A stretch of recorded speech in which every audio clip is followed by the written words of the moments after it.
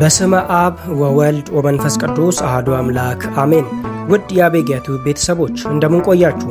ዛሬ የቤተ ክርስቲያንን ታሪክ መዝገብ እንገልጣለን። ከቀደምት የኦርቶዶክስ አባቶች ውስጥ ስለ ኦርቶዶክስ ተዋሕዶ ምሰሶና ስለ እምነት ጀግናው ቅዱስ አትናቴዎስ እንተርካለን። ክርስትና የዛሬውን ቅርጽ እንድትይዝ ዋጋ የከፈለውን 5 ጊዜ የተሰደውንና የአርዮስን ክህደት አመድ ያደረገውን የዚህን ታላቅ አባት ሕይወት ጉዞ አብረን እንመለከታለን። የቤተ ክርስቲያን ታሪክ ስንመረምር እንደ ቅዱስ አትናቴዎስ ያለ ጽኑና የማይናወጥ ሰው ማግኘት አስቸጋሪ ነው። እርሱ የሃይማኖት ምሰሶ፣ የኦርቶዶክስ ዓይንና ሐዋርያዊ ተብሎ ይጠራል። በ4ኛው መቶ ክፍለ ዘመን መጀመሪያ ላይ የክርስትና ሃይማኖት ከሮም ነገሥታት ስደት አርፋ ገና መተንፈስ ስትጀምር ከውጪ ከሚመጣው ሰይፍ ይልቅ ከውስጥ የበቀለ የክህደት መርዝ ቤተ ክርስቲያንን ሊያፈርሳት ተነሳ። ከዚህ አስፈሪ ወቅት ነበረ እግዚአብሔር ለአጽናፈ ዓለም የሚሆን መብራት ያበራው። ዓለም በክህደት ማዕበል ስትናወጥ እርሱ ብቻውን ቆሞ ዓለም በአትናቴዎስ ላይ ከሆነ አትናቴዎስም በዓለም ላይ ነው በማለት የእውነት ብርሃን የፈነጠቀ ታላቅ አባት ነበረ። ቅዱስ አትናቴዎስ የተወለደው በ296 ዓ.ም በታላቋ ግብፅ ከተማ በእስክንድሪያ ነው። ወላጆቹ ለቤተ ክርስቲያን ቅርብ የነበሩ ደጎች ነበሩ። የአትናቴዎስ ሕይወት አቅጣጫ የተለወጠው ገና በሕፃንነቱም ነበረ። አንድ ቀን የታላቁ እስክንድሪያ ፓትርያርክ ቅዱስ እለእስክንድሮስ በመስኮት ሆኖ ልጆች በባህር ዳርቻ ሲጫወቱ ይመለከታል። ልጆቹ ጥምቀትን እየመሰሉ ይጫወቱ ነበረ። አትናቴዎስ ደግሞ በጨዋታው ውስጥ ኤጲስቆጶስ ሆኖ ጥምቀቱን ይመራ ነበረ። ሊቀ ጳጳሱ ይህን ልጅ ጠርቶ ሲያነጋግረው በልጁ ውስጥ ያለውን መንፈሳዊ ብስለትና ብልህነትን ተረዳ። ከዚያ ቀን ጀምሮ አትናቴዎስ በቤተ ክርስቲያን ጥላ ስር ማደግ ጀመረ። ግሪክንና ፍልስፍናን በሚገባ የተማረ ቢሆንም ልቡ ግን በመጽሐፍ ቅዱስና በቅዱሳን አባቶች ትምህርት ተጠምዶ ነበረ። አትናቴዎስን ለትልቅ ተጋድሎ ያዘጋጀው ሌላኛው ምስጢር ገዳማዊ ሕይወቱ ነበረ። ወደ በረሃ በመሄድ የታላቁን አባ እንጦንስን እጅ በመታጠብና በማገልገል የመነኩሴን ትሕትና ጽናት ተምሯል። እዚያ በበረሃ ውስጥ ጸሎት እንዴት እንደ ጋሻ እንደሚሆን፣ ትሕትና ደግሞ እንዴት ሰይጣንን እንደሚያሸንፍ ተረዳ። አትናቴዎስ ከሊቃውንት ፍልስፍናን፣ ከአባ እንጦንስ ደግሞ መንፈሳዊ ጥንካሬን አገኘ። ይህ ቅንጅት ነው በኋላ ላይ ነገሥታትን ፊት ለፊት ሲጋፈጥ ያልተናወጠ ልብ እንዲኖረው ያደረገው። ገና በወጣትነቱ ስለ ሰው መሆን የተባለውን ታላቅ መጽሐፉን በመጻፍ አምላክ ሰው የሆነው እኛን አምላክ የመለኮት ባህሪ ተካፋዮች ሊያደርገን ነው የሚለውን ጥልቅ ምስጢር ለዓለም ገለጠ። አትናቴዎስ ገና ዲያቆን እያለ በቤተ ክርስቲያን ላይ ከባድ ፈተና ተነሳ። አርዮስ የተባለ ካህን ወልድ ፍጡር ነው የሚል ክህደት ይዞ መጣ። ይህ ክህደት መላውን ዓለም ሲበክል ሲል በ325 ዓ.ም በኒቂያ ከተማ 318ቱ ቅዱሳን አባቶች ተሰበሰቡ። በዚህ ታላቅ ጉባኤ ላይ አትናቴዎስ ምንም እንኳን ዲያቆን ቢሆንም የፓትርያርክ እለእስክንድሮስ ረዳትና አማካሪ ሆኖ ቀረበ።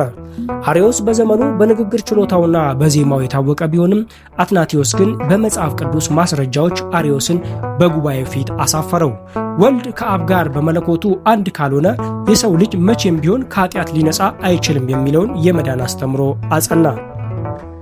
ዛሬ የምንጸልየው ጸሎተ ሃይማኖት መሰረት የተጣለው በዚያን ጊዜ በአትናቴዎስ ብርቱ ተጋድሎ ነበረ። በዚህም ምክንያት አርዮሳውያን አትናቴዎስን የቁጥር 1 ጠላታቸው አደረጉት። ቅዱስ እለእስክንድሮስ ሲያርፍ አትናቴዎስ በ328 ዓ.ም የ30ኛው የእስክንድሪያ ፓትርያርክ ሆኖ ተሾመ። ነገር ግን የክብር ዘመን ሳይሆን የመከራ ዘመን ነበር የጠበቀው። አትናቴዎስ ፓትርያርክ በፕትርክና በቆየባቸው 45 ዓመታት ውስጥ ከግማሽ በላይ የሚሆነውን ጊዜ 17 ዓመታትን ያህል ያሳለፈው በስደትም ነበረ። አርዮሳውያን በነገሥታት ዘንድ ተሰሚነት አግኝተው ስለነበረ ቅዱስ አትናቴዎስን ለማጥፋት ብዙ የሐሰት ውንጀላዎችን አቀረቡበት። ከወንጀላዎቹ አንዱ አርሴኔዎስ የተባለውን ሰው ገድለ እጁን ለጥንቆላ ትጠቀምበታለህ ብለው ከሰሱት። አትናቴዎስ ግን አርሴኔዎስን በሕይወት አምጥቶ በጉባኤ ፊት አቆመውና እነሆ አርሴኔዎስ፣ እነሆ 2 እጆቹ፣ ሦስተኛውን እጅ ከየት አመጣችሁት በማለት አሳፈራቸው። መንግሥትን ትቃወማለህ፣ ወደ ቁስጥንጥንያ የሚላከውን ስንዴ አግደሃል የሚሉ መሰሪ ክሶችን ሰነዘሩበት። በእነዚህና መሰል ምክንያቶች አትናቴዎስ ለ5 ጊዜያት ያህል ከመንበሩ ተሰደደ። በአንዱ ስደቱ ወደ ፈረንሳይ ትሬር ተሰደደ። እዚያም ሆኖ ወንጌልን ሰበከ። አንድ ጊዜ ወታደሮች በቤተ ክርስቲያን ከበው ሊገድሉ ሲገቡ ምዕመናን መዝሙር እየዘመሩ በሰላማዊ መንገድ ሲወጡ በመካከላቸው ሆኖ ሳይታወቅ በማምለክ ታምር አደረገ። ለ6 ዓመታት ያህል ብርሃንና አየር በሌለበት በአባቱ መቃብር ውስጥ ተደብቆ በመኖር መጽሐፍትን ይጽፍ ነበረ። ንጉሱ ተስፋ በመቁረጥ ዓለም ሁሉ በአንተ ላይ ነው ሲለው፣ እርሱ ግን እኔም በዓለም ላይ ነኝ በማለት እውነታውን ለስልጣን እንደማይሸጥ አረጋገጠ። ቅዱስ አትናቴዎስ በ373 ዓመተ ምህረት ከማረፉ በፊት ለቤተ ክርስቲያን እጅግ ብዙ የማይጠፉ ቅርሶችን ትቷል። ዛሬ የምንጠቀምባቸው የሐዲስ ኪዳን መጻሕፍት ተለይተው እንዲታወቁ ቀኖና የሰራ የመጀመሪያ አባት ቅዱስ አትናቴዎስ ነበረ። በኢትዮጵያ ኦርቶዶክስ ተዋሕዶ ቤተ ክርስቲያን ከሚቀደሱት 14ቱ ቅዳሴዎች አንዱ የዚህ አባት ቅዱስ አትናቴዎስ ቅዳሴ ነው። የአባ እንጦንስን ሕይወት የተባለውን ድንቅ መጽሐፍ በመጻፍ የመነኮሳትን ታሪክ ለዓለም አስተዋውቋል። ከብዙ መከራና ስደት በኋላ በስተመጨረሻ በክብር ወደ መንበሩ ተመልሷል። ቅዱስ አትናቴዎስ ሐዋርያዊ የሚለውን ስም ያተረፈው ሐዋርያት የተቀበሉትን ሃይማኖት ሳይበርዝ ለቀጣዩ ትውልድ ስላስተላለፈ ነበረ። የእርሱ ታሪክ የሚያስተምረን ነገር ቢኖር እውነት በቁጥር ብዛት እንደማይወሰን ነው። ዓለም ሁሉ ቢክድ እንኳን እውነትን ይዞ ብቻውን መቆም ድል አድራጊነት እንደሆነ አስመስክረዋል። ዛሬ በቅዳሴያችን አምላክ ሆይ በአትናቴዎስ ጸሎት ማረን ስንል ያን ሁሉ መከራ የታገሰውን አባት ውለታ እያሰብን ነው። አትናቴዎስ ባይኖር ኖሮ ዛሬ ክርስትና በመለኮታዊነቱ ሳይሆን እንደ አንድ ሰብአዊ ድርጅት ትታይ ነበረ። የቅዱስ አትናቴዎስ ሐዋርያዊ ጸሎትና በረከቱ ከሁላችን ጋር ይሁን። ወስብሐት ለእግዚአብሔር ወለወላዲቱ ድንግል ወለመስቀሉ ክቡር። ይቆየን። እስከ ቀጣይ ቪዲዮ ድረስ እስክንገናኝ ድረስ ቸር ሰንብቱ።